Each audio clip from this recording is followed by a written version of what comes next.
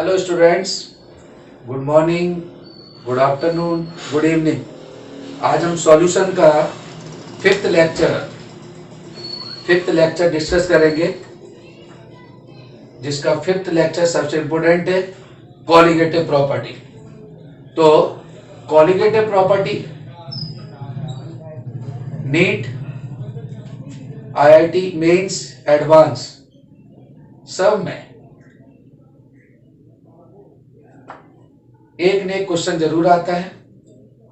NEET के अंदर कम से कम इस चैप्टर से 2 क्वेश्चन, मेंस एडवांस में एक क्वेश्चन आना ही है। इसमें बड़ा इंपॉर्टेंट प्रॉपर्टीज है।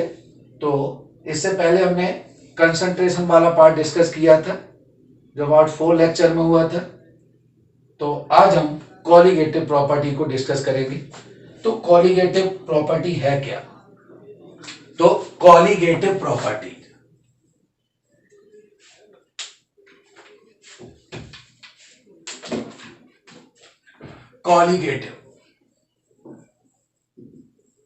Colligative property. तो कॉलिगेटिव प्रॉपर्टी सबसे इंपॉर्टेंट चीज है कि colligative property are depend on solute particle. तो ये जो प्रॉपर्टीज है कॉलिगेटिव, वो सॉल्यूट पार्टिकल पे डिपेंड करेगी। सॉल्यूट पार्टिकल के नेचर पे डिपेंड नहीं करेगी, ये सॉल्यूट पार्टिकल पे डिपेंड करेगी। तो colligative property, the property are depend on solute particle and independent of the nature पे डिपेंड नहीं करेगी। तो कॉलिगेटिव प्रॉपर्टी 4 टाइप्स। पहले हम इनको चारों को लिखेंगे।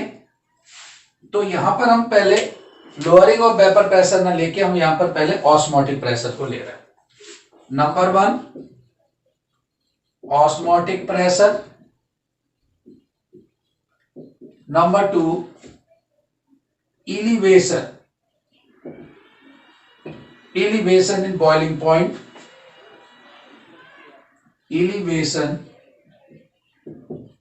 in boiling point, boiling point या इसी को हम बोलेंगे एवोलोस्कोपी। थर्ड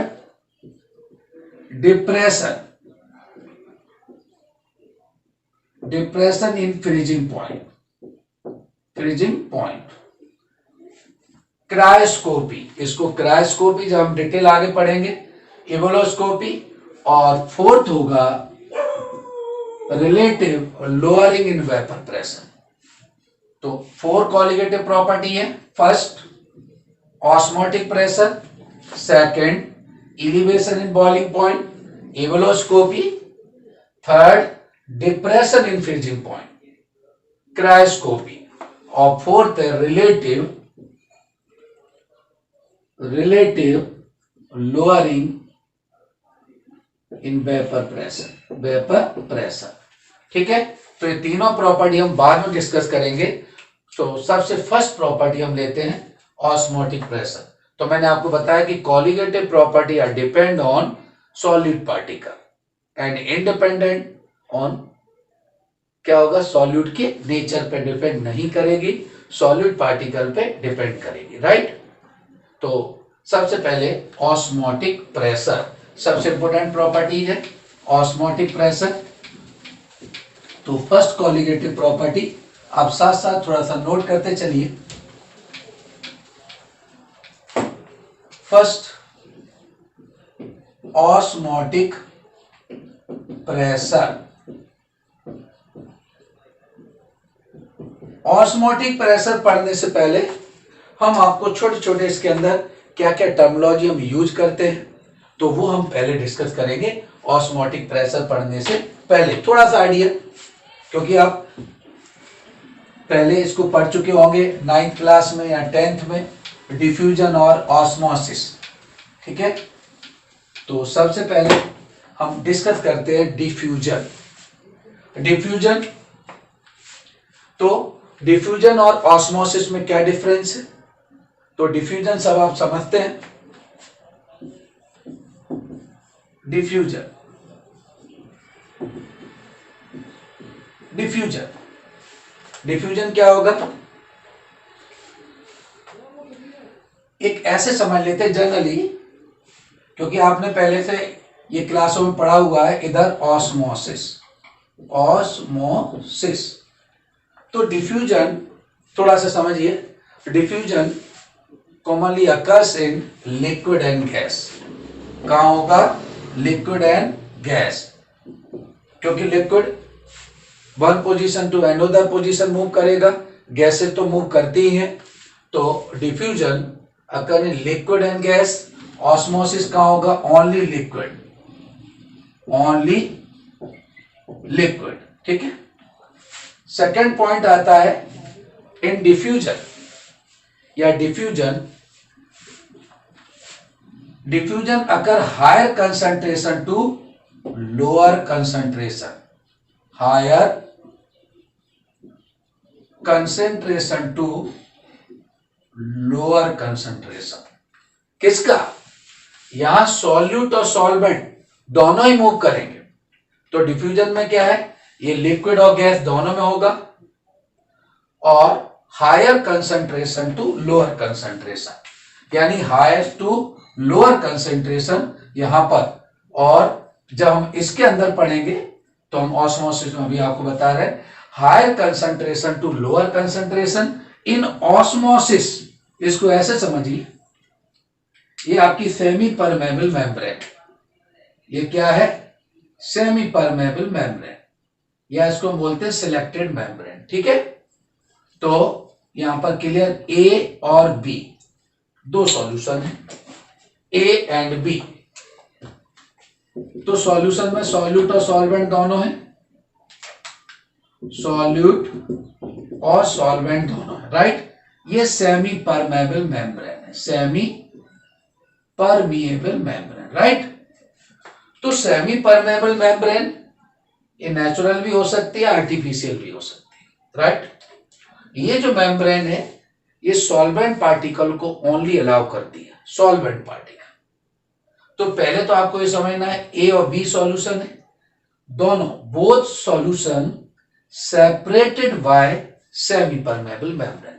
दोनों सॉल्यूशन है ए और बी, दोनों सेमी परमेबल मेम्ब्रेन से सेपरेटेड है, राइट। ये मेम्ब्रेन फेरोफेरिसाइनाइड, कॉपर फेरोसाइनाइड, या फिर किसी की भी एनिमल की हो सकती है, स्किन से बना सकते हैं हम। तो there are two type of semi permeable membrane, एक आर्टिफिशियल, एक नेचुरल। तो सबसे पहले ए का ऑस्मोटिक प्रेशर π1, बी का ऑस्मोटिक प्रेशर π2। तो ध्यान रखिए, in osmosis only solvent particle move lower osmotic pressure या lower concentration to high concentration. हम ये भी कह सकते हैं, जैसे यहां सॉल्यूट और सॉल्वेंट दोनों सॉल्यूशन ए और बी सेमी परमेबल मेम्ब्रेन से सेपरेटेड है, राइट। अब ए का ऑस्मोटिक प्रेशर π1, बी का ऑस्मोटिक प्रेशर π2। तो π2 ज्यादा है, π1 कम है। तो क्या होगा? Solvent particle across the semi permeable membrane. इसमें जो सॉल्वेंट पार्टिकल जो रेड है ये सॉल्वेंट है। तो सॉल्वेंट पार्टिकल किधर से? π1 से π2 की ओर मूव करेंगे। क्यों? क्योंकि π1 का ऑस्मोटिक प्रेशर लेस है और बी का ऑस्मोटिक प्रेशर ज्यादा है। तो इन ऑस्मोसिस, ध्यान रखिए, osmosis solvent particle move lower osmotic pressure to higher osmotic pressure. हम ये भी कह सकते हैं lower concentration to higher concentration. ठीक है। तो ए का ऑस्मोटिक प्रेशर कम है, बी का ज्यादा है, तो ये ए से बी की ओर मूव करेंगे। कौन से पार्टिकल? Only solvent particle. ठीक है। अभी हम ऑस्मोसिस को डिस्कस कर रहे थे। यहां हमने बताया था कि higher concentration to lower, but in osmosis occur only liquid and solvent particle across the semi permeable membrane। तो solvent particle minimum to higher या मिनिमम टू मैक्सिमम की ओर सॉल्वेंट पार्टिकल मूव करेंगे। ध्यान रखिए, तो यहां हायर टू लोअर, यहां लोअर टू हायर, यहां पर हम क्या लिखेंगे नेक्स्ट पॉइंट में, both solute and solvent, solute and solvent both particle move each other, ये किधर भी मूव कर सकते हैं, ठीक है, बोथ। यहां पर ओनली सॉल्वेंट पार्टिकल मूव करेगा, solvent move from lower osmotic pressure to higher osmotic pressure, right.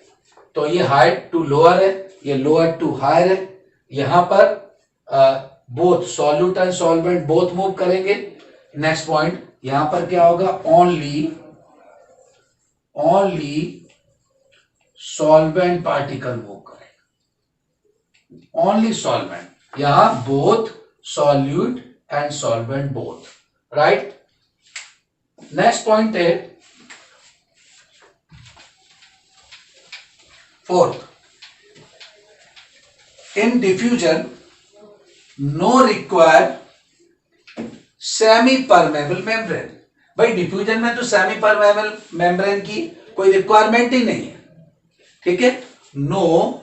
तो फोर्थ पॉइंट है no require semi permeable membrane, semi, right. यहां पर सेमी परमेबल मेम्ब्रेन का रिक्वायरमेंट नहीं है, क्योंकि आप बिकॉज बोथ सॉल्यूट और सॉल्वेंट दोनों मूव कर रहे हैं। बट इन ऑस्मोसिस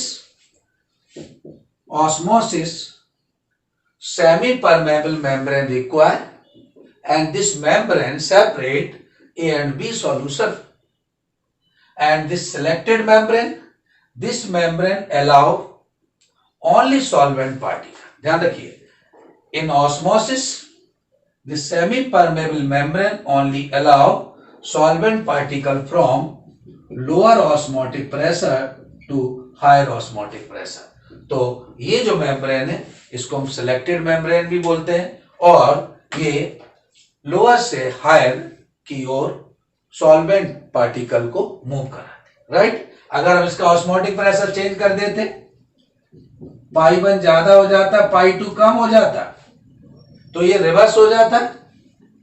तो अब क्या होगा, बी के जो सॉल्वेंट पार्टिकल है बी के, वो बी से ए की ओर मूव करेंगे, क्योंकि बी का ऑस्मोटिक प्रेशर पाई 2 लेस है पाई 1 से, तो ये अब बी से ए की ओर मूव करेंगे, ओनली सॉल्वेंट पार्टिकल, ठीक है। तो डिफरेंस क्या बना कि यहां no semi permeable membrane require, यहां सेमी परमेबल मेम्ब्रेन रिक्वायर है। This membrane allow solvent particle, और ये सॉल्वेंट पार्टिकल को अलाउ करती है, ये आपको, ठीक है, यहां पर कोई रिक्वायरमेंट नहीं। फिफ्थ पॉइंट, रिवर्स यानी डिफ्यूजन को हम रोक नहीं सकते, रोक सकते कितनी बड़ी मेम्ब्रेन लगाएंगे, तो क्या लिखेंगे, it can not be stop, it can not be stop, यानी डिफ्यूजन को हम रोक नहीं सकते, right. But in osmosis can be stop, इसको हम रोक सकते हैं, एंड रिवर्स। अभी आपने देखा था इससे पहले कि इसका ऑस्मोटिक प्रेशर, जैसे चलो अभी ए का ऑस्मोटिक प्रेशर ज्यादा हो गया, बी का ऑस्मोटिक प्रेशर कम है, तो सॉल्वेंट पार्टिकल कहां से कहां मूव कर रहे हैं, बी से ए की ओर जा रहा है, राइट। अब हम इसका ऑस्मोटिक प्रेशर चेंज कर दें, पाई 1 लेस देन पाई 2, अब बी का ऑस्मोटिक प्रेशर ज्यादा है, ए का कम है, अब क्या होगा, ये रिवर्स हो जाएगा, ठीक है। अब ए से बी की ओर मूव करेंगे, but pi 1 is equal to pi 2, अगर दोनों सॉल्यूशन है ए और बी, बोथ सॉल्यूशन है सेम ऑस्मोटिक प्रेशर, यानी दोनों के ऑस्मोटिक प्रेशर बराबर है, तो नो ऑस्मोसिस। हम यहां ये भी ले सकते थे, concentration C1 is equal to C2, if osmotic pressure and concentration are equal then no osmosis, यानी इसमें ऑस्मोसिस नहीं होगा। तो क्या बोला यहां पर, in osmosis, osmosis can be stop and reverse, हम इसको रोक सकते हैं और रिवर्स भी कर सकते हैं। तो हुआ क्लियर? ये आपके पॉइंट थे कि डिफ्यूजन और ऑस्मोसिस में डिफरेंस। ठीक है, तो डिफ्यूजन लिक्विड और गैस दोनों में था, ये ओनली लिक्विड में था। डिफ्यूजन के अंदर हायर कंसंट्रेशन टू लोअर था, यहाँ lower osmotic pressure to higher कि ओनली सॉल्वेंट पार्टिकल। यहाँ पर सॉल्यूट और सॉल्वेंट दोनों मूव करेंगे, यहाँ केवल सॉल्वेंट पार्टिकल करेगा। ठीक, फिर आता था कि no semi permeable membrane required, but in osmosis semi permeable membrane required. This membrane may be natural or artificial. This selected membrane and this membrane allow only solvent particle. ठीक, तो यहाँ केवल solvent particle ही move करेगा। यहाँ no membrane required, membrane required. Next point था कि diffusion can not be stop, diffusion को हम रोक नहीं सकते, but osmosis can be stop and reverse.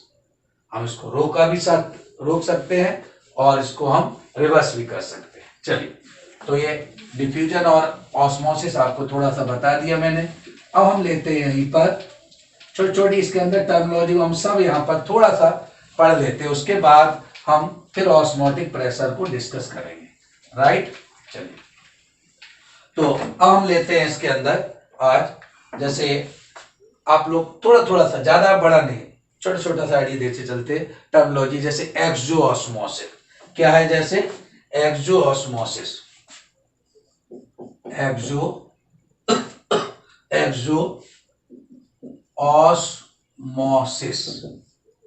एक्सो भाई, एक्सो से पता लग रहा है, एक्सो एग्जिस्ट यानी किसी चीज का बाहर निकलना। एक्सो, जब कोई सेल है उसका अंदर का जो लिक्विड है वो बाहर निकल जाएगा तो क्या होगी, श्रिंक होगी कि नहीं, यानी एक्सो एग्जिस्ट करेगा। हम इसको बोल सकते हैं आउटवर्ड फ्लो, आउटवर्ड बाहर निकल जाए। जैसे ग्रेप्स है, ग्रेप्स को concentrate 50% concentrate Na solution NaCl solution में हम रख देंगे तो ग्रेप्स का जो ऊपर का जो कवर है वो क्या हो जाएगा, वो टूट जाएगा और आपका लिक्विड जो है बाहर निकल जाएगा। एक जनरली एक सिंपल एग्जांपल, भाई ग्रेप्स है, ग्रेप्स को अगर हम कुछ दिनों के लिए रखते हैं तो वो सिकुड़ जाता है, सिंक हो जाता है, तो वो क्या बन जाता है, किशमिश बनता है कि नहीं। तो यानी वो ब्रेक, यानी वो सिकुड़ गया, उसका अंदर का जो लिक्विड है वो बाहर चला गया, तो दिस प्रोसेस इज कॉल्ड एक्सोऑस्मोसिस। आप तो नाम से समझ जाए, एक्सो यानी सेल है, इसको इसका अंदर का लिक्विड बाहर हो जाए, ये श्रिंक हो गई, तो ये आपका एक्सोऑस्मोसिस है। तो अंदर का लिक्विड कहां जा रहा है, बाहर, एग्जिस्ट यानी बाहर निकलना, आउटवर्ड फ्लो एक्सोऑस्मोसिस। या ऐसे बोल सकते हैं, कोई भी सेल है, ब्लड सेल है या ग्रेव्स है, किसके अंदर रख दिए, कंसंट्रेट NaCl सॉल्यूशन में रख दिया, तो क्या होगा, उसका जो लिक्विड है वो बाहर चला जाएगा, तो ये एक्सोऑस्मोसिस है। राइट, तो लिखना नहीं, इसको थोड़ा समझ लो, एक्सो यानी बाहर निकलना। सेकंड है एंडोऑस्मोसिस, एंडो यानी इनवर्ड फ्लो, एंडोऑस्मोसिस, ऑस्मोसिस।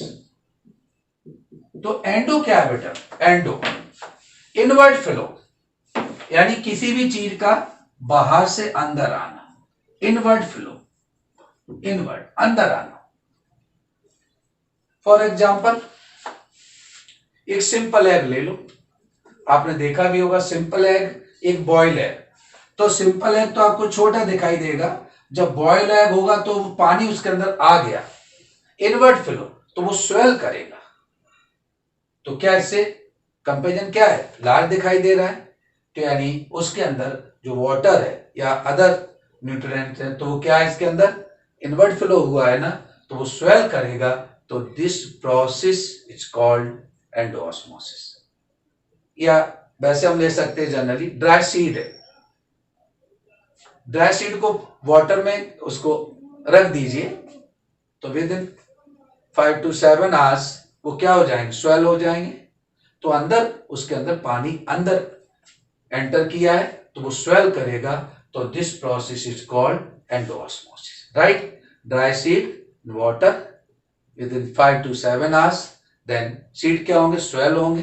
दूर से दिखाई दे जाएगा ये स्वेल कर रहा है, यानी एंडोऑस्मोसिस, ठीक है। इनवर्ड फ्लो, बाहर से अंदर इनवर्ड, आउटवर्ड फ्लो एक्सो।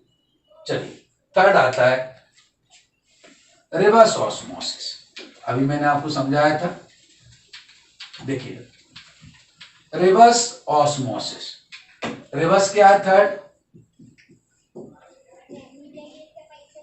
रिवर्स ऑस्मोसिस, रिवर्स ऑस्मोसिस, ठीक है। तो रिवर्स क्या है, जैसे ये अभी हमने आपको बताया था, ये 2 सॉल्यूशन है, ए एंड बी। ए का ऑस्मोटिक प्रेशर पाई 1, बी का पाई 2। तो इसमें से सॉल्वेंट पार्टिकल क्या होगा, मिनिमम टू मैक्सिमम। ए का ऑस्मोटिक प्रेशर कम है, बी का ज्यादा है, तो सॉल्वेंट पार्टिकल किधर से किधर मूव कर रहा है, ए से बी की ओर, मिनिमम टू मैक्सिमम। यानी इसके अंदर क्या जा रहा है, सॉल्वेंट पार्टिकल, सॉल्वेंट, ठीक है। तो अब क्या करते हैं, थोड़ा चेंज करें हम। अब पाई 1 आपका ज्यादा है और पाई 2 कम है, तो बेटा पाई 1 ज्यादा है तो अब रिवर्स ऑस्मोसिस होगा। अब बी से ए की ओर सॉल्वेंट पार्टिकल मूव करेंगे, यही आपका रिवर्स ऑस्मोसिस है, ठीक है। ऑस्मोटिक प्रेशर चेंज किया तो solvent particle across the semi permeable membrane from lower to higher concentration या lower to higher osmotic pressure, ये रिवर्स हो गया। तो ये छोटी छोटी टर्मिनोलॉजी, एक्सो बाहर निकलना, एंडो इनवर्ट फ्लो, सॉइल करना। रिवर्स के अंदर जिधर हो रहा था उसके just opposite osmotic pressure change कर दीजिए तो आपका ऑस्मोसिस भी डिफरेंट होगा, ठीक है, रिवर्स हो जाएगा। अब हम इसी के अंदर लेते हैं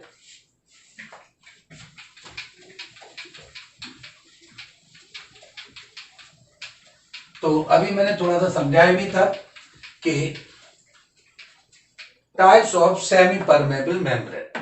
तो वैसे ही समझ लीजिए, सेमी परमेबल मेम्ब्रेन 2 टाइप, एक तो natural semi permeable membrane. Natural क्या होती है, जो नेचुरल से बनी है, जैसे हमारी स्किन है, तो ये भी तो एक सेमी परमेबल मेम्ब्रेन की तरह काम करती है, ठीक है। यानी हम इसको ऐसे बोल सकते हैं, natural semi permeable membrane may be animals and plants, किसी की भी बनी हो सकती है, ठीक है।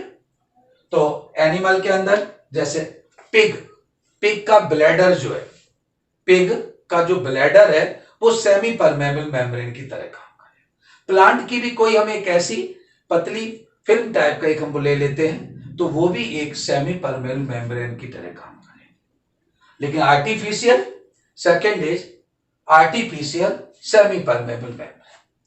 आर्टिफिशियल मेम्ब्रेन जो हमारी बनाई हुई है, for example potassium ferrocyanide, K4FeCN, इसका भी हो सकता है, लेकिन कॉपर फेरोफेरिसाइनाइड, फेरोफेरिसाइनाइड, वार्चमेंट पेपर, पार्चमेंट पेपर, तो ये भी एक आर्टिफिशियल सेमी परमेबल मेम्ब्रेन होगी, ठीक है। तो मेम्ब्रेन तो आपको मालूम है कि semi permeable membrane allow solvent particle, solid particle को अलाउ नहीं करेगी, ओनली सॉल्वेंट पार्टिकल, राइट।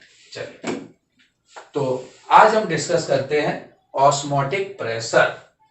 जैसे कि सिंपल डेफिनेशन है, बाकी को जो हम आपको तो हमारी वेबसाइट पे पीडीएफ फॉर्म में इसकी थ्योरी नोट्स पूरे डले हुए हैं, क्वेश्चन बुकलेट है पूरा, तो हम आपको थोड़ा समझा देते हैं। जैसे देखिए अभी हमने आपको बताया था ऑस्मोटिक प्रेशर, ये मेम्ब्रेन है, राइट, ये सेमी परमेबल मेम्ब्रेन है, ये ए है, ये बी सॉल्यूशन। अब इसके अंदर क्या है, सॉल्यूट भी है और ये सॉल्वेंट भी है, ठीक है, समझते चल। तो आपको लर्न नहीं करना, आपको थोड़ा समझना है कि ऑस्मोटिक प्रेशर होता क्या है, उसको कैसे एक्सप्लेन करेंगे। एक बार समझ में, चलिए ए और बी दो सॉल्यूशन है, both solution separate by semi permeable membrane, semi permeable membrane. A का ऑस्मोटिक प्रेशर π1 है, बी का ऑस्मोटिक प्रेशर π2 है। अब बी का ऑस्मोटिक प्रेशर ज्यादा है, ए का कम है, हम कंसंट्रेशन भी ले सकते हैं। तो आपको मालूम है कि solvent particle across the semi permeable membrane, solvent किसको पार करेंगे, मेम्ब्रेन को पार करेंगे, और ये मेम्ब्रेन सिलेक्टेड है, ये केवल सॉल्वेंट को तो आने देती है, सॉल्यूट को नहीं। तो देखिए ए का ऑस्मोटिक प्रेशर लेस है, बी का ऑस्मोटिक प्रेशर ज्यादा है। तो अभी हम पहले पढ़ चुके हैं कि lower osmotic pressure to higher, तो ए सॉल्यूशन के जो सॉल्वेंट पार्टिकल जो रेड है वो सॉल्वेंट है, तो solvent particle across the semi permeable membrane, जब सॉल्वेंट पार्टिकल इधर पास हो जाएंगे एंड रिमेनिंग पार्टिकल, रिमेनिंग कौन रह जाएंगे, जब सॉल्वेंट इधर से इधर पास हो गए तो रिमेनिंग को क्या बचेगा, सॉल्यूट पार्टिकल। तो ध्यान रखिए, एक सिंपल समझने के लिए, in osmosis solvent particle across the semi permeable membrane and produce the force by remaining solute particle। तो बचे हुए कौन है इसमें, सॉल्यूट। तो ये जो रिमेनिंग सॉल्यूट पार्टिकल है जो अकेले इसके अंदर रह गए हैं, तो produce the force by solute particle on this membrane when solvent particle across the membrane. Solvent particle जब इधर से इधर मूव कर चुके हैं तो क्या बचा है, सॉल्यूट पार्टिकल। तो solute particle produce the force on this membrane, तो इस सॉल्यूट पार्टिकल के द्वारा इस मेम्ब्रेन पे जो फोर्स पड़ेगा, यानी produce the force by solute particle on this membrane, this phenomena is called osmotic pressure. ठीक है, नोट्सों में तो एक अलग डेफिनेशन, तो एक अपन सिंपल टाइप की, in osmosis when solvent particle across the semi permeable membrane and remaining solute particle produce the force on this membrane, this phenomena is called osmotic pressure. ठीक है, तो जब सॉल्वेंट पार्टिकल पास हो गए तो बचे हुए पार्टिकल कौन है, सॉल्यूट। तो इस सॉल्यूट के द्वारा इस मेम्ब्रेन पे जो फोर्स पड़ रहा है, इस phenomena is called osmotic pressure. ठीक है, तो इसको हम बोलेंगे ऑस्मोटिक प्रेशर, या बहुत सारी डेफिनेशन है तो वो आपको पीडीएफ फॉर्म में आपको मिल जाएंगी। तो लेकिन सिंपल डेफिनेशन आपकी ये थी, तो सॉल्यूट पार्टिकल के द्वारा जो मेम्ब्रेन पे फोर्स पड़ रहा है उसे हम ऑस्मोटिक प्रेशर, राइट। अब ऑस्मोटिक प्रेशर को समझने के लिए बहुत सारे कंसेप्ट हैं। सबसे पहले बॉयल्स और वन टॉप। तो बॉयल्स एंड वन टॉप, ठीक है, वन टॉप। तो boil and one top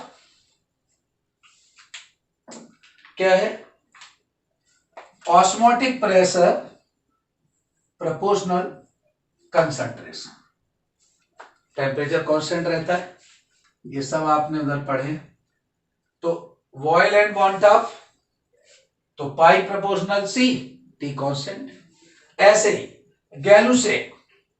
Gay-Lussac and one top, तो पाई प्रोपोर्शनल टी, ये सेकेंड, ये किसका, गैलुसेक एंड वन टॉप। तो फर्स्ट एंड सेकेंड इक्वेशन जब प्रोपोर्शनल हटा देंगे तो कांस्टेंट आ जाएगा।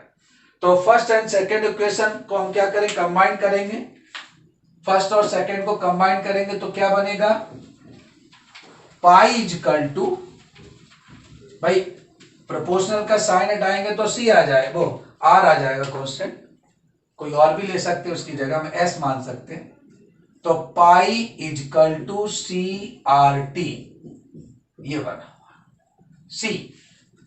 सी कंसंट्रेशन, आर आपका कांस्टेंट है 0.0821 एटीएम में, ठीक है।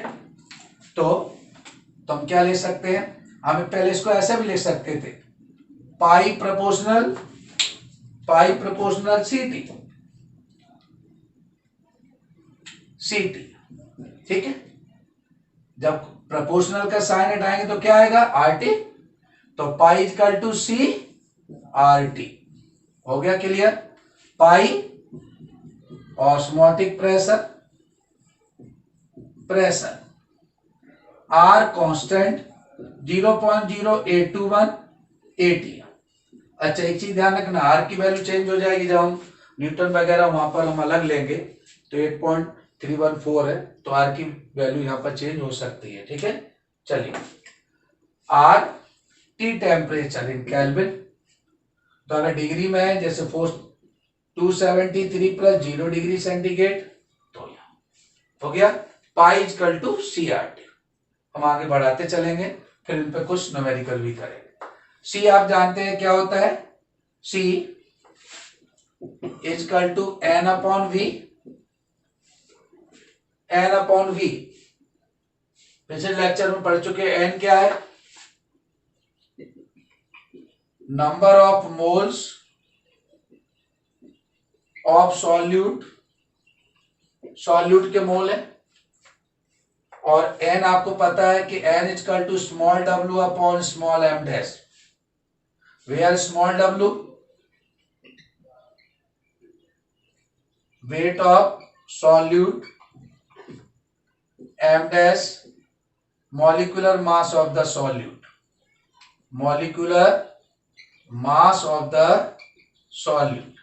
ये एम डैश। तो एन किसके है, सॉल्यूट के मोल। वी आपका वॉल्यूम है लीटर में, ठीक है। अगर वी दिया है तो हम यूज करेंगे, हो गया क्लियर।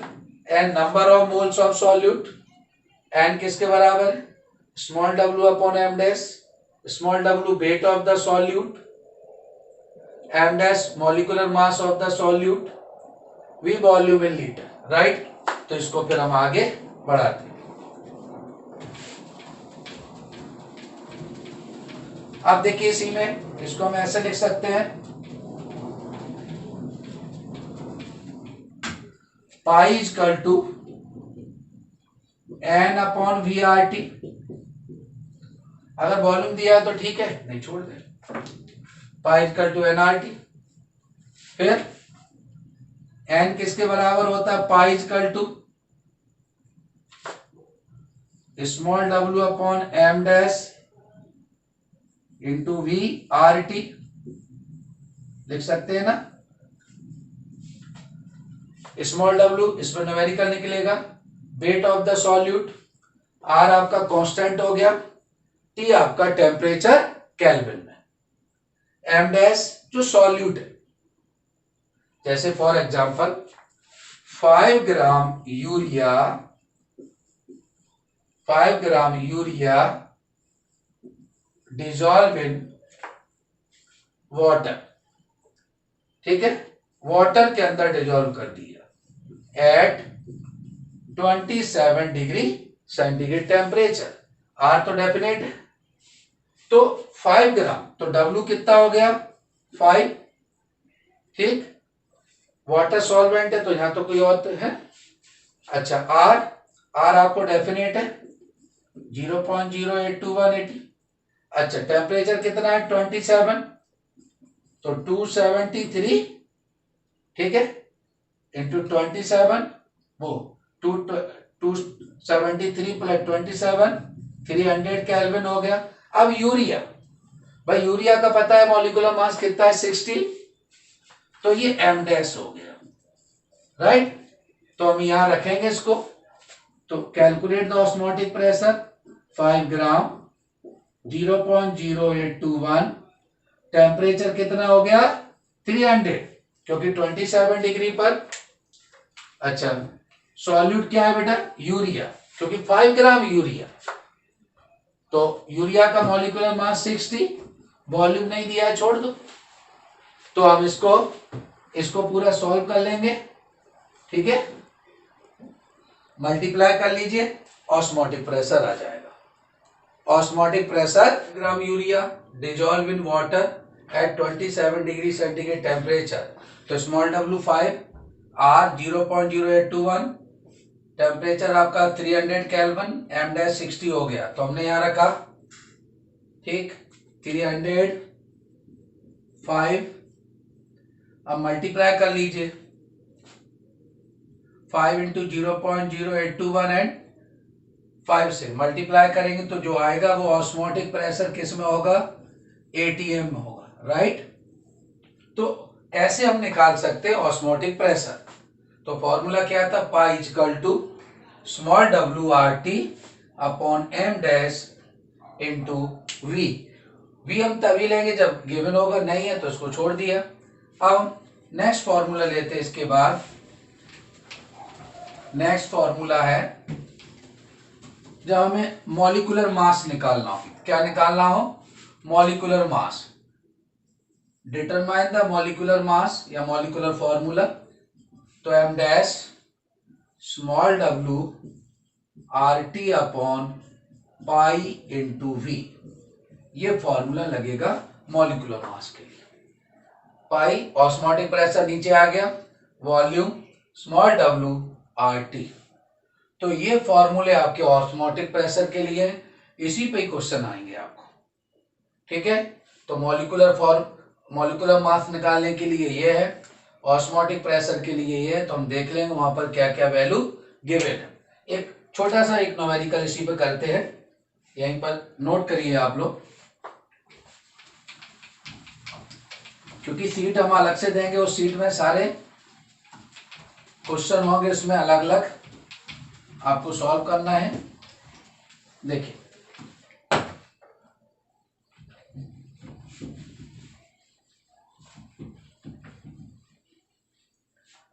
क्वेश्चन है, ए सॉल्यूशन ऑफ शुगर, नोट करते चलिए, ए सॉल्यूशन ऑफ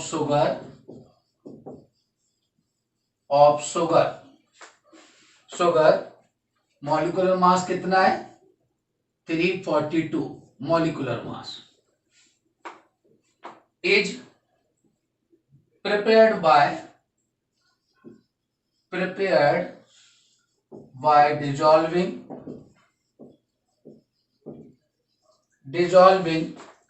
68.4 ग्राम। तो क्लोराइड कितना डिजॉल्व कर रहे हैं हम, 68.4 ग्राम प्रेजेंट इन द सॉल्यूशन, यानी कितना डिजॉल्व किया, 68.4 ग्राम एट 273 केल्विन। कितने पे, 273 केल्विन।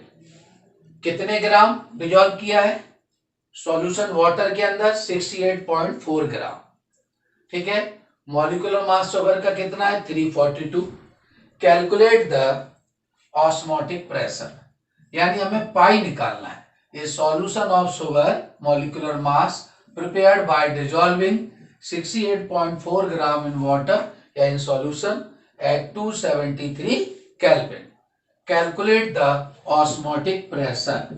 ऑस्मोटिक प्रेशर आपको निकालना है, तो आप देखिए अभी हमने फॉर्मूला लिखा था, पाई इजकल टू, क्योंकि यहां सब दिया है, small w RT upon m dash. अब यहां वॉल्यूम दिया नहीं, अब डिजॉल्विंग कितने, 1 लीटर 2 लीटर, तो हम यहां वॉल्यूम ले सकते थे, तो इसमें वॉल्यूम दिया नहीं है, तो हम यहां पर रखिए वैल्यू, कितना स्मॉल w है, 68.4, R की वैल्यू डेफिनेट है 0.0821 T, टेम्परेचर पहले से केल्विन में दे दिया है 273 अपॉन m डैश, क्या लिया अपन ने, सॉल्यूट शुगर, तो m डैश कितना हो गया 342, वॉल्यूम छोड़ दिया हमने अब इसको आप सॉल्व करिए, ऊपर मल्टीप्लाई करिए, डिवाइड करिए, सॉल्व करो इसको। तो इसको जब हम पूरा सॉल्व करेंगे, मल्टीप्लाई करो, डिवाइड करिए, तो हमारा ऑस्मोटिक प्रेशर जो आएगा अबाउट 4.92 ATM। ठीक है, 4.92 ATM। तो ध्यान रखना, अगर मॉलिक्यूलर मास निकालना होता ऊपर आ जाता, ऑस्मोटिक प्रेशर नीचे आ जाता। ऐसे बहुत सारे क्वेश्चन है। ठीक है, तो इस टाइप से ऑस्मोटिक प्रेशर इसमें हम कैलकुलेट कर सकते हैं, राइट। चलिए, तो ये हमने ऑस्मोटिक प्रेशर निकालना, या फिर मॉलिक्यूलर मास। तो मॉलिक्यूलर मास हम निकाल सकते हैं, हम स्मॉल w निकाल सकते हैं। अच्छा, अब हम लेते हैं आगे बच्चों, यहां पर आगे स्टार्ट करते हैं कि और भी कई फॉर्मूले जब हम 2 और मोर सब्सटेंस सेम है, रिजल्टेंट ऑस्मोटिक प्रेशर निकालना है, तो हम क्या करें। इतना क्लियर हुआ। एक छोटी हेडिंग बनाइए, calculate the osmotic pressure of, calculate the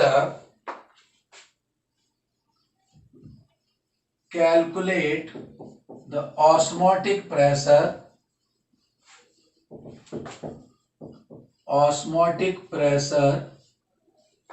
osmotic pressure of mixture of two solution, mixture of two solution। जब दो, ठीक है, मिक्सचर, ठीक है, टू सॉल्यूशन। तो यहां पर दो फॉर्मूले हैं, ध्यान रखिए। वहां तो हमने से कहा यहां पर रिजल्टेंट निकालना है, मान लो सेम ही दिया है, तो ऐसी कंडीशन, मान लो ऑस्मोटिक प्रेशर सेम उस सब्सटेंस के अलग अलग दिए, तो रिजल्टेंट ऑस्मोटिक प्रेशर निकालना है। तो यहां पर फॉर्मूला, केस नंबर 1, पहला केस है। पहला केस क्या है, when two solution of same substance, two solution have same substance having two solution, same substance having different osmotic pressure, यानी टू सॉल्यूशन हैविंग, या two solution same substance having different osmotic pressure, यानी दो solution है जिनकी osmotic pressure different है, different osmotic pressure. ठीक है, different osmotic pressure, then calculate the resultant osmotic pressure. आपको रिजल्टेंट ऑस्मोटिक प्रेशर निकालना, आपको ध्यान में हो, जब मोलारिटी या नॉर्मलिटी निकालते थे रिजल्टेंट, तो कैसे निकालते थे, M1V1 इक्वल टू M2V2। जब चार वैल्यू दिए हैं तो M1V1 plus M2V2 equal to M3V3, right. तो वैसे ही यहां पर, यानी दो सॉल्यूशन है, यानी सेम सब्सटेंस के दो सॉल्यूशन है और उनके ऑस्मोटिक प्रेशर डिफरेंट है, तब ऑस्मोटिक प्रेशर रिजल्टेंट क्या होगा। तो फॉर्मूला पाई1 V1 प्लस, क्योंकि चार वैल्यू सेम है, पाई2 V2 इक्वल टू पाई3 को हम आर ले सकते हैं, रिजल्टेंट, ठीक है, पाई3 V3 को हम ऐसे भी लिख सकते हैं बेटा, V1 प्लस V2, तो किसके बराबर हो जाएगा, V3। तो पाई3 को हम यहां क्या आर ले लें, तो रिजल्टेंट, ठीक है, ध्यान रखना। तो ऑस्मोटिक प्रेशर यानी रिजल्टेंट, ये सब ऊपर जाएगा, पाई1 V1 plus पाई2 V2 upon V3 यानी V1 प्लस V2, क्योंकि V3 तो आपको गिवन नहीं होगा, तो V1 प्लस V2 मिलकर क्या बनाएंगे, V3, राइट। चलिए, तो ये फॉर्मूला आपको नोट करना है। इस फॉर्मूले का यूज कब होगा, इस फॉर्मूले का यूज होगा जब सॉल्यूशन है same substance have different osmotic pressure. Same substance है, ऑस्मोटिक प्रेशर डिफरेंट है, वहां पर रिजल्टेंट ऑस्मोटिक प्रेशर निकालना है। जब 4 वैल्यू दी है, पाई 1 दिया होगा, उसका वॉल्यूम दिया होगा, पाई 2 दिया होगा, उसका वॉल्यूम दिया होगा, तो हम V3 कहां से आ गया, V1 प्लस V2। तो इस फॉर्मूले का यूज हम करेंगे जब हमारे पास एक ही सब्सटेंस के दो डिफरेंट ऑस्मोटिक प्रेशर है, राइट। इंपोर्टेंट फॉर्मूला था ये केस नंबर 1 हो गया। अब हम लेते हैं नेक्स्ट केस नंबर 2। इतना क्लियर हुआ। अब लेते हैं केस नंबर 2।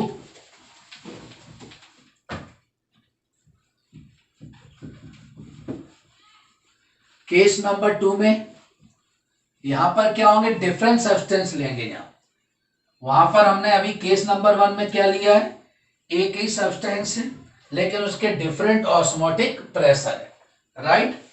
तो अब लीजिए केस, तो यहां पर late N1 and N2, N1 and N2, ठीक है। N1 and 2 are the number of moles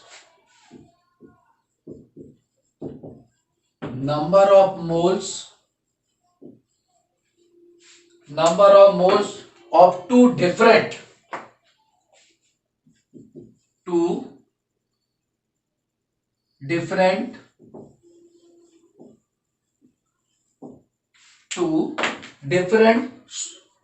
solute present, two different solute present, किसमें प्रेजेंट होंगे, in volume V1 and V2, ठीक है। Volume respectively and osmotic pressure of the mixture, यानी N1 mole N2 number of moles two different solute present in volume V1 and V2। तो क्या निकालना है, osmotic pressure हमें mixture का निकालना है। तो यहां पर फॉर्मूला लिखिए, pi equal to final mixture का, pi equal to N1 I1 plus N2 I2 upon V1 plus V2। क्या लेंगे, V1 प्लस V2 और RT तो दोनों में कॉमन है, तो ये आ जाएगा, ठीक है। ये कब आएगा, N1 and N2 moles are the number of moles two different solute present in volume V1 and V2। बेटा I क्या है, यहां पर N1 मोल दे दिया, N2 दे दिया। I तो वांटा फैक्टर है ना, N1 कोई ऐसा कंपाउंड है जिसके I दिया होगा, NaCl है या MgCl2 जो आयनाइज हो रहा है, तो N1 मोल एक सॉल्यूट के, तो उसका वांटा फैक्टर होगा। सेकेंड के N2 मोल्स, तो वांटा फैक्टर R तो आपका डेफिनेट है ये, और T टेम्परेचर आपका गिवन होगा। और किसके अंदर है दोनों सॉल्यूट, तो कुछ न कुछ वॉल्यूम होगा, V1 प्लस V2। ये दोनों अच्छे फॉर्मूले थे, इन पे अगर क्वेश्चन बनता है तो अच्छा न्यूमेरिकल बनेगा। कभी कभी एडवांस में भी इससे आ जाएंगे, नीट और मेडिकल एम्स के अंदर अच्छे क्वेश्चन बनेंगे, राइट। तो दोनों फॉर्मूले हमने आपको बता दिए। पहले वाला केस था when same substance but different osmotic pressure. यहाँ क्या है, N1 N2 moles of solute present in volume V1 and V2, ठीक है। तो आपका मिक्सचर का ऑस्मोटिक प्रेशर कैलकुलेट करना है, तो I और I1 क्या है, I2 ये वांटा फैक्टर है, राइट। तो इस फॉर्मूले का हम यूज करेंगे। अब हम आते हैं नेक्स्ट। अब इसके अंदर छोटी छोटी टर्मिनोलॉजी है, जैसे आइसोटोनिक सॉल्यूशन, आइसोटोनिक तो आइसो से पता लग रहा है, आइसो मीन्स होता है सेम। तो एक छोटी सी हेडिंग बनाइए, isotonic solution. Isotonic solution. Isotonic solution जैसे for example A and B, दो सॉल्यूशन है, ए एंड बी, दोनों का ये सेमी परमेबल मेम्ब्रेन है, ये पाई 1 इजकल टू पाई 2 हो जाए when both A and B solution have same osmotic pressure। osmotic pressure same है, सेम ऑस्मोटिक प्रेशर। जब osmotic pressure pi 1 equal to pi 2, तो क्या ऑस्मोसिस होगा इसमें? नहीं होगा, क्योंकि एक कम होना चाहिए, एक ज्यादा होना चाहिए। तो यहां पर दोनों सॉल्यूशन ए एंड बी है सेम ऑस्मोटिक प्रेशर, या हम जैसा भी बोल सकते हैं same concentration, C1 is equal to C2। तो this type of solution is called isotonic solution. Clear? तो क्या हुआ बेटा, when two solution A and B have same osmotic pressure, pi 1 is equal to pi 2, same osmotic pressure या same concentration. भाई दोनों का osmotic pressure या concentration equal है, तो नो ऑस्मोसिस। ऑस्मोसिस कैसा होता है? Lower osmotic pressure to higher osmotic pressure, solvent particle move करेंगे। लेकिन जब दोनों सॉल्यूशन का ऑस्मोटिक प्रेशर इक्वल है, then no osmosis, because osmosis process from lower to higher osmotic pressure, right? तो this type of solution is called isotonic solution, right? तो pi 1 equal to pi 2, तो ये आइसोटोनिक हो गया। हम इसके अंदर थोड़ा सा फॉर्मूला निकालते हैं, पाई। तो हम क्या लिखेंगे यहां, पाई 1 इजकल टू C1 RT, या N1 ले लो, C1 RT। तो ऐसा लिख सकते हैं ना, N1 upon V1 RT, right? तो ए का ऑस्मोटिक प्रेशर N1 RT। ऐसे हम पाई 2 को ले लो, तो C2 RT, तो पाई 2 इजकल टू C, तो किसके बराबर, मोल N2 अपॉन V2 RT। तो दो यहां पर देखो, दोनों में RT RT कॉमन है ना? तो अपने पास क्या बचा, इसको हम, ये बचा RT RT कॉमन है, तो pi 1 is equal to N1 upon V1, ठीक है? ये क्या बन जाएगा, यहां क्या यही रहेगा, तो N2 अपॉन V2 ये बना। हम इसको कैसे लिख सकते हैं, moles, small w upon small m dash into V1 लिख सकते हैं ना, weight of solute equal to, ये W1 था, तो W2 अपॉन यहां पर ये M2 इंटू V2, राइट? तो ये हमारा अगर कभी आइसोटोनिक पे न्यूमेरिकल आता है तो ये ध्यान रखेंगे RT दोनों में कॉमन है, तो N1 upon V1 is equal to N2 upon V2, ठीक? तो फॉर्मूला क्या होगा, W1 is equal to W1 upon M1 into V1, W2 upon M2 into V2। तो दो सॉल्यूट होंगे वहां पर, दो सॉल्यूशन, तो उनके अंदर ये ए का वेट है, उसका मॉलिक्यूलर मास है, जब दूसरे मिलाएंगे तो ये आपका बी का हो जाएगा, जिसका मॉलिक्यूलर मास होगा, राइट? तो मान लो सपोज इसमें मान लो V नहीं दिया है, तो V नहीं दिया है तो छोड़ सकते हैं, M2 निकालना है, तो ये M2 ऊपर पहुंच जाएगा, सारी वैल्यू हम एक्सचेंज कर लें, ठीक है? कैलकुलेट क्या करना है आइसोटोनिक में वो आप देखिए, ठीक है? तो आइसोटोनिक पे एक न्यूमेरिकल कराएं, देखिए। तो यहां पर हम निकाल सकते हैं, अगर हम आइसोटोनिक की बात करेंगे तो वहां भी हम कैलकुलेट कर सकते हैं, कोई ऐसा वो नहीं है। बस आप तो दो चीज ध्यान रखो, W1 upon M1 into V1 is equal to W2 upon M2 into V2। तो ये आइसोटोनिक क्लियर हुआ।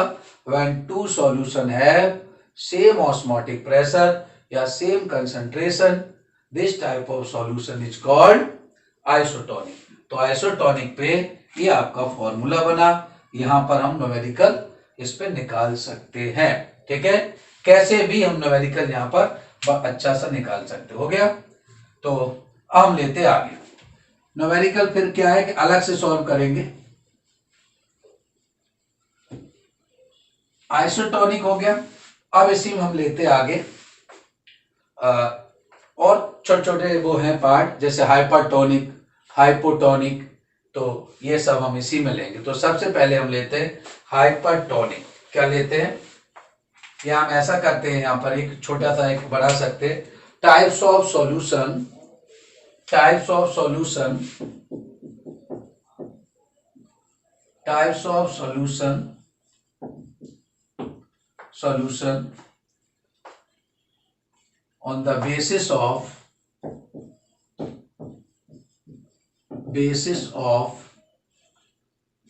ऑस्मोटिक प्रेशर, यानी ऐसा सॉल्यूशन जो ऑस्मोटिक प्रेशर पे डिपेंड हो। ठीक है, ऑस्मोटिक प्रेशर पे। चलिए, तो ऑस्मोटिक प्रेशर पे कितना टाइप का है, 3। On the basis of osmotic pressure there are 3 type of solution. कितने टाइप के, 3। तो एक तो मैंने आपको अभी बता दिया, आइसोटोनिक। आइसोटोनिक हमने अभी आपको क्लियर कर दिया था। Two solution have same osmotic pressure, π1 equal to π2 या सेम कंसंट्रेशन, तो ये सॉल्यूशन क्या हो जाएगा, आइसोटोनिक। हमने अभी डिटेल बता दिया था। On the basis of on the basis of osmotic pressure, osmotic pressure के आधार पर solution divided 3 part, 1 is isotonic. When π1 is equal to π2 यानी टू सॉल्यूशन है सेम ऑस्मोटिक प्रेशर, तो आइसोटोनिक हो गया। हम ऐसा भी कर सकते हैं C1 is equal to C2। ठीक है, अब लेते हैं सेकंड। सेकंड आता है हाइपरटोनिक। हाइपर, कभी कभी आप लोग यूज करते हैं ना, कभी गुस्सा आता है कि हाइपर है तो बहुत बड़ा हाइपर हो रहा है। हाइपर, हाइपर मीन्स होता है, सेकंड लिखिए, हाइपर टॉनिक सॉल्यूशन। ठीक है, हाइपरटोनिक। हाइपर में क्या लिखेंगे, सॉल्यूशन है मोर ऑस्मोटिक प्रेशर, यानी ऐसा सॉल्यूशन जैसे ये, इसका ऑस्मोटिक प्रेशर नेक्स्ट जो अदर सॉल्यूशन है, सॉल्यूशन है more osmotic pressure then compare to other solution. ऐसा सॉल्यूशन जिसका ऑस्मोटिक प्रेशर अदर सॉल्यूशन से ज्यादा है, जो आपने लिया है। पहले जो आपके पास कोई सॉल्यूशन है उसका osmotic pressure greater than other solution, यानी जो आपके पास कोई सॉल्यूशन है उसका ऑस्मोटिक प्रेशर अदर सॉल्यूशन की ऑस्मोटिक प्रेशर से ज्यादा होगा। This type of solution is called hypertonic. ठीक है, क्या हो जाएगा बेटा, हाइपरटोनिक। हो गया क्लियर, ये सॉल्यूशन है उसका osmotic pressure other solution osmotic pressure से ज्यादा है, तो this type of solution is called hypertonic solution. Right, अब लेते हैं थर्ड, हाइपोटोनिक। हाइपो, हाइपो यानी इसका उल्टा कर दीजिए, hypotonic solution. Hypotonic solution, hypo यानी उल्टा कर दीजिए, जो आपके पास सॉल्यूशन पहले से है उसका ऑस्मोटिक प्रेशर जो अदर सॉल्यूशन है उससे कम हो जाए। ये सॉल्यूशन है हमारे पास, इसका ऑस्मोटिक प्रेशर, अदर सॉल्यूशन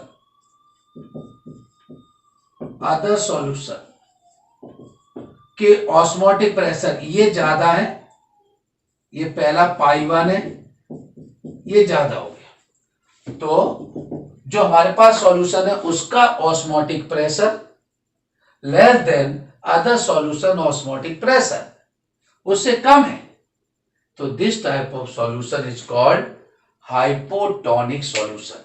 जो हमारे पास सॉल्यूशन है उसका ऑस्मोटिक प्रेशर अदर सॉल्यूशन से कम है तो हाइपोटोनिक।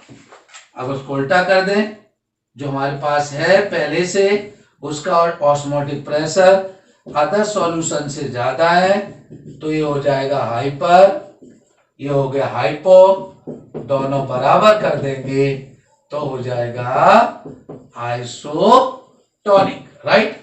ये कंडीशन थी। तो मैंने आपको सॉल्यूशन के अंदर ऑस्मोटिक प्रेशर हम कैसे निकाल सकते हैं, हम सॉल्यूट का वेट निकाल सकते हैं, मॉलिक्यूलर मास डिटरमाइन कर सकते हैं। अब आपको यहीं पर एक चीज समझनी है कि ऑस्मोटिक प्रेशर जो है वो हम डिटरमाइन कैसे करते हैं, या इसको मेजर करने के लिए 2-3 मेथड है।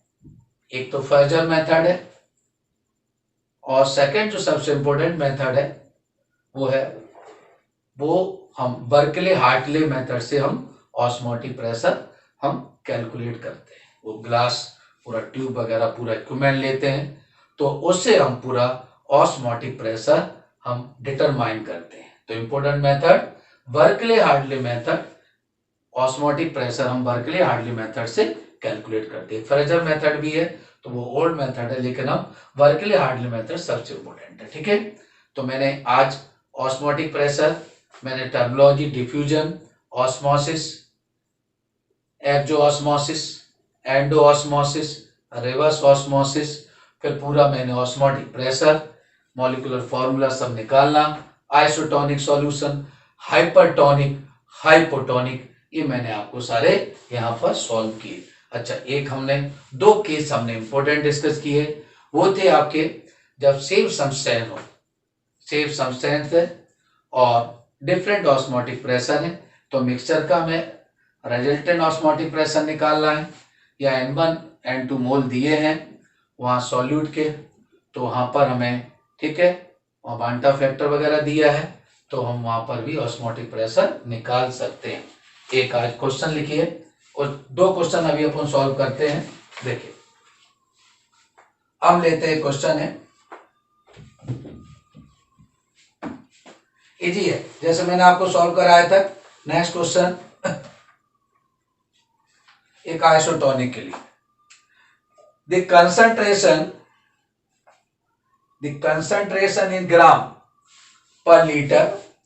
concentration in gram per liter of solution cane sugar. The concentration in gram per liter of solution of cane sugar. Solution किसका है?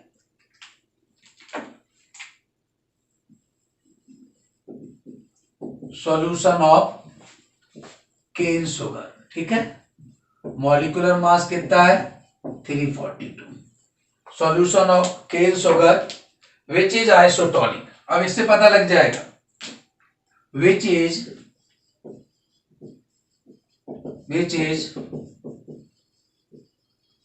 आइसोटोनिक, ठीक है, विच इज आइसोटोनिक विथ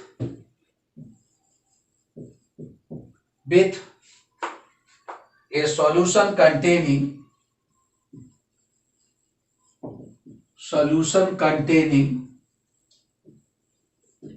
कितना? containing 6 gram urea, 6 gram urea. ध्यान रखना, 2 solution, एक तो cane sugar है और दूसरा कौन सा? यूरिया। तो यूरिया के आइसोटोनिक है, तो यूरिया के आइसोटोनिक है तो क्या निकलवा रहा है बेटा? यूरिया का मॉलिक्यूलर फॉर्मूला कितना है? मॉलिक्यूलर मास कितना है? 60, शुगर का 342, तो a solution of cane sugar molecular mass 342 which is isotonic, यानी दोनों आइसोटोनिक है, with a solution containing 6 gram of urea molecular mass 60। तो क्या निकालना है बेटा, यहां पर M2 निकालना है। मॉलिक्यूलर यहां पर मास नहीं दिया है, क्या दिया है यहां पर, solution concentration isotonic 6 gram of urea. ठीक है, अब इसके अंदर एक चीज देखिए, यहां पर यहां एक चीज छूट रही थी, सॉल्यूशन केन शुगर, कितना केन शुगर 346, सॉरी यानी आपको W1 W2 तो निकलवाना क्या है, इसके अंदर आपको solution of cane sugar 342 which is isotonic with solution containing 6 gram of urea molecular mass. ठीक है, फॉर्मूला आपके पास क्या है, W1 अपॉन M1, यही तो यूज करेंगे, W2 V1 क्योंकि वॉल्यूम तो दिया नहीं है, M2 इंटू V2, राइट। तो यहां आपको W2 निकलवाना है, मॉलिक्यूलर मास तो दे दिया, तो मॉलिक्यूलर मास दे दिया, तो रखिए यहां पर W1 कितना है, यूरिया 6 ग्राम, यूरिया दे दिया 6 ग्राम, M1 यूरिया का मॉलिक्यूलर मास कितना है 60, राइट। अब M2 सुक्रोज का कितना है 342, राइट। अब निकलवाना क्या है, W2 पूछा है उसने, W2 रख दो, वॉल्यूम बेटा नहीं दिया है तो छोड़ देंगे। अगर मान लो यहां W2 गिवन होता, M2 निकलवाते हम वैल्यू एक्सचेंज कर देते, तो अब इसको रखिए बेटा, इसके अंदर W1 कितना है 6, मॉलिक्यूलर मास कितना है 60, वॉल्यूम दिया नहीं है छोड़ दीजिए, इक्वल टू निकालना क्या है W2, M2 कितना दिया है 342, राइट। अब वॉल्यूम है नहीं, एक्सचेंज कर लो बेटा, ये वैल्यू इधर लेके आप एक्सचेंज करिए, तो W2 निकालना है, तो W2 आ जाएगा, ये वैल्यू एक्सचेंज कर लीजिए। तो आइसोटोनिक वर्ड दे दिया, या तो W2 पूछ लिया या तो M2 पूछता, तो M2 गिवन है, हम इस फॉर्मूले का यूज करेंगे। अब कहो यह वॉल्यूम नहीं है तो वॉल्यूम को हम छोड़ देंगे, तो ऐसे हम सॉल्व करेंगे, तो सॉल्व करो बेटा, तो ये आंसर आएगा 34.2, इसको सॉल्व कर लेना, ये हमारा हो गया W2 ग्राम में आ जाएगा, ठीक है ग्राम। तो W2 पूछा है भाई, W1 upon M1 into V1 equal to W2 upon M2 into V2, तो आप कैसे पहचाना आइसोटोनिक है, तो शुगर केन यानी सुक्रोज किसके आइसोटोनिक है, यूरिया के, तो कितना ग्राम यूरिया चाहिए आपको, यानी कितने ग्राम हमें केन शुगर डिजोल्व करना चाहिए, तो W2 आपको निकालना है, निकाल लोगे आप, तो ये आपको इस टाइप के, ठीक है। तो क्या बेटा कि जब हमें कोई चीज सॉल्व करना है तो हमें ये वैल्यू तो रखना पड़ेगी ना, अब ऐसे कोई चीज बताना है तो हम नॉर्मली एक भी में बता देंगे, लेकिन वैल्यू तो हमें देख के बताना पड़ेगी वहां पर कितना दिया है। तो बेटा ऐसे हम ऑस्मोटिक प्रेशर निकाल लेंगे। अब एक और छोटी चीज बताते हैं, कभी मान लो दो मुद्दी है, एक 0.01 molar urea, B 0.01 molar NaCl, C 0.01 mole MgCl2, D 0.01 mole AlCl3। अब ये दिए चार ऑप्शन है, तो यहां पर देखो कि अब आता है कि which compound consist highest osmotic pressure, किसका हाईएस्ट ऑस्मोटिक प्रेशर होगा, तो बेटा यूरिया का कोई आयन नहीं बनेगा, अब आप यहां क्या देखा करो, जब मोलर कंसंट्रेशन आपका इक्वल है तो जिसके नंबर ऑफ आयंस ज्यादा हो, in same concentration number of ion is maximum then osmotic pressure is maximum. तो बेटा NaCl के 2 आयंस, MgCl2 के 3, AlCl3 के 4। तो देखो बेटा सेम कंसंट्रेशन में तो आयंस किसके ज्यादा है, AlCl3 के ज्यादा है, तो इसका ऑस्मोटिक प्रेशर ज्यादा होगा। यहीं पर हम थोड़ा सा बता दें, जिसके आयंस ज्यादा है उसका ऑस्मोटिक प्रेशर सबसे ज्यादा किसका है, डिक्रीजिंग ऑर्डर ऑस्मोटिक प्रेशर। तो पहले DCBA, ये डिक्रीजिंग ऑर्डर ऑस्मोटिक प्रेशर हो गया।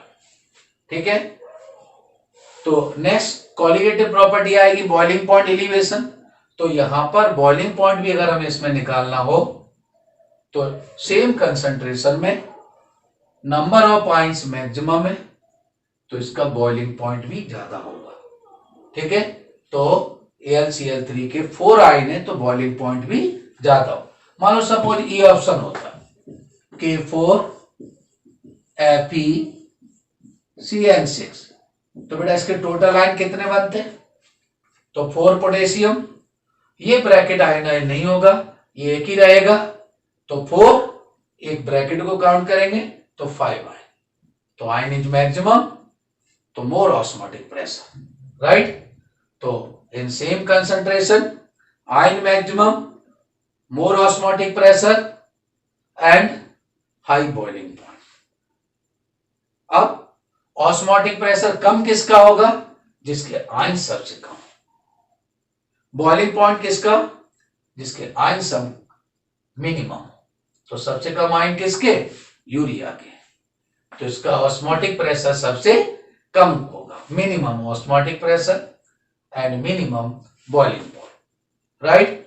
तो ये चीज हमने आज आपको डिस्कस की। ऐसे ही बहुत सारे न्यूमेरिकल है जो DCS होगा ना, उसमें हम बहुत डिफरेंट टाइप के न्यूमेरिकल हम यूज करेंगे।